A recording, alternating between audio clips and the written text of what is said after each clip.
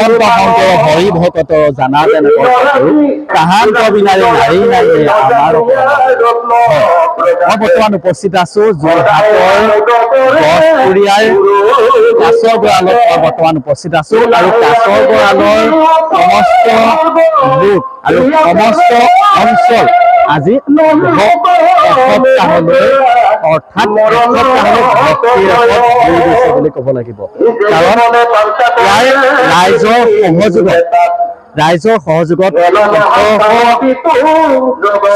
স্থাপন কৰা এভাগী বৰনামঘৰত সপ্তাহকৈ পালন কৰা হৈছে ভাগৱত পাঠ অবিৰত যি ভাগৱত পাঠ আয়োজন কৰা হৈছে সেই ভাগৱতৰ ভক্তি ৰসত ডুব গৈছে কাছৰ গঁড়ালৰ সমস্ত ৰাইজসকল আৰু সেই ৰাইজসকল মোৰ লগত বৰ্তমান উপস্থিত আছে আৰু নামঘৰত বৰ্তমান সময়ত ভাগৱত শ্ৰৱণ কৰি থকা হৈছে বহু দূৰ দূৰণিৰ পৰা এই নামঘৰলৈ তেখেতলোকে পদাৰ্পণ কৰিছে ভাগৱত শ্ৰৱণ কৰিবৰ বাবে তেখেতলোক আহিছে আৰু মোৰ লগত ইয়াৰ এই অঞ্চলৰ যিসকল ৰাইজ আছে ৰাইজসকল উপস্থিত আছে আৰু মই ইয়াৰ আগতে মই আপোনালোকক দেখুৱাবলৈ বিচাৰিছো যে শ্ৰীকৃষ্ণৰ যি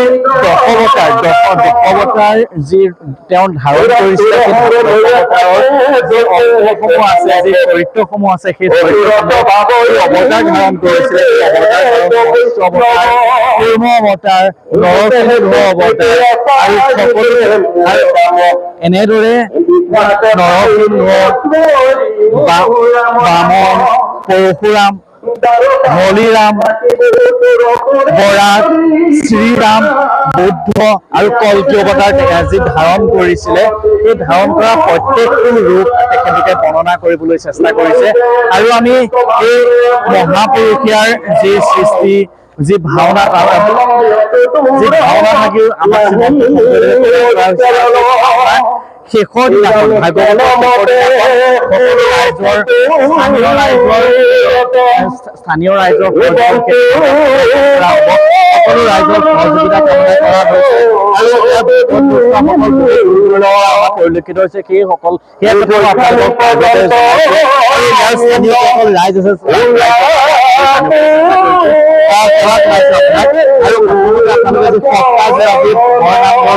নামঘৰত আপোনালোকে ভাগৱত আয়োজন কৰিছে হয় আমাৰ এই নামঘৰ বা 1866 আৰম্ভ হৈছিল আমাৰ ঐতিহ্যপূৰ্ণ ভাগ নামঘৰ আমি 7 দিনৰ পৰা আমাৰ অখণ্ড ভাগৱত পাঠ আৰম্ভ কৰিছোঁ আমাৰ গাঁৱৰ ৰাইজ তথা দেশৰ ৰাইজৰ উন্নতি আৰু মংগলতে আমি ভাগৱত ভাগ অনুষ্ঠান কৰিছোঁ আৰু আমাৰ এই অনুষ্ঠান ভাগে অহা 7 দিনত আদায় হ'ব আৰু এই চেগতে মই আমাৰ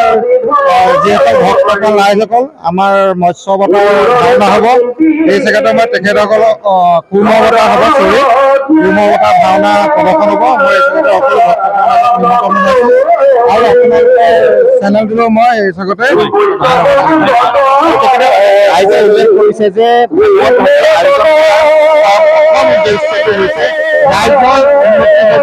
দেশৰ উন্নতিৰ বাবে ভাগৱত আয়োজন কৰা হৈছে মই আৰু এগৰাকী সেৱকীৰ ওচৰলৈ মই আহিবলৈ বিচাৰিছো প্ৰথমতে শুভেচ্ছা জ্ঞাপন কৰিছো ইমান ঐতিহ্যময় পুৰণি নামঘৰ আপোনালোকে ভাগৱত আয়োজন কৰিছে গাঁৱৰ ৰাইজে আপোনালোকৰ এই ভাগৱত আয়োজন কৰিছে সকলো লোক আজি একত্ৰিত হৈছে তেনেকুৱা লাগিছে অতি আনন্দিত হৈছোঁ আমি আজি আমি এই বছৰ হৈছে 6 বছৰ আমি 6 বছৰ হ'ল 6 বছৰ আমি এইবাৰ আমি যিটো আনন্দিতভাৱে পাতি আছোঁ আমি মাজে মাজে মানে আমি একেবাৰে আনন্দিত এইভাগ আমি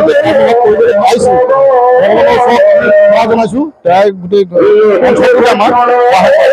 ধন্যবাদ থাকিল আৰু ইয়াত নৱপ্ৰজন্ম আছে নৱপ্ৰজন্মৰ যাবলৈ কৰিছে আপুনি এগৰাকী নৱপ্ৰজন্মৰ যুৱক আপোনালোকে একাত্মকৈ কৰিছে এই ভাগৱত পাঠ আৰু গাঁৱৰ ৰাইজে সকলো একত্ৰিত হৈ সহায় কৰিছে আৰু তেখেতে উল্লেখ কৰিছে দেশৰ মংগলৰ কাৰণে ৰাইজৰ মংগলৰ কাৰণে আৰু এই ভাগৱত পাঠ আয়োজন কৰা হৈছে কি ক'ব 6 বছৰৰ বাবে আমাৰ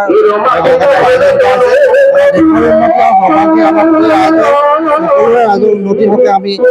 আয়োজন কৰিছোঁ আৰু আমাৰ এই আধ্যাত্মিক মতাৰ যিটো হৃদয় আধ্যাত্মিক ভাৱ জাগিবৰ কাৰণে আমি হৃদয় মাজত এটা জাতিটোকে ৰাখি যাবৰ কাৰণে আমাৰ যিটো ভাগৱত অনুষ্ঠান হয় সেইটো কাৰণে আমি নৱপ্ৰজন্মক উৎসাহ জনাইছোঁ আৰু আগলৈকো যাতে এনেকৈ ভাগৱত অনুষ্ঠান হৈ থাকে তেতিয়াহে আমাৰ সংস্কৃতিৰ ক্ষেত্ৰখনত আমি আগবাঢ়ি যাব পাৰিম আৰু আমাৰ সত্ৰীয়া নামঘৰ বহুত ঐতিহ্য পুৰণা নামঘৰ ইয়াত বহুত বছৰৰ পৰা নাম অনুষ্ঠান হৈছে এইবাৰ 6 বৰ্ষৰ আগত তাৰ লগতে আমাৰ অনুষ্ঠান ধৰি লওক শংকৰ উৎসৱেই হওক বা এনেকৈ সৰহৰ সকলো অনুষ্ঠান মানে আমাৰ বছৰে হৈ থাকে সেইকাৰণে আমি এটাই উদ্দেশ্য যে আমি আহি থকা প্ৰজন্মক আদৰ্শ দি যাব পাৰোঁ আছিল নৱপ্ৰজন্ম আৰু নৱপ্ৰজন্মৰ লগতে জ্যেষ্ঠজন সকলো লোক আজি একাত্ম হৈ এই যি ভাগৱত পাঠ আয়োজন কৰা হৈছে যোৰহাটৰ কাছৰগড়ালৰ গছপুৰীয়াৰ অঞ্চলত যি ভাগৱত পাঠ আয়োজন কৰিছে সকলো লোক একাত্ম কৰিছে আৰু আপোনালোকেও যি দেখুৱাবলৈ বিচাৰিছো আৰু সেই আশীৰ্বাদ গ্ৰহণ কৰিব পাৰিব এই আমাৰ অনুষ্ঠানৰ যোগেদি আপোনালোকে চাই আছে ৰিপৰ্টাৰ লাইভ যোৰহাটৰ পৰা মই অনুপম বৰা ধন্যবাদ ৰিপৰ্টাৰ লাইভ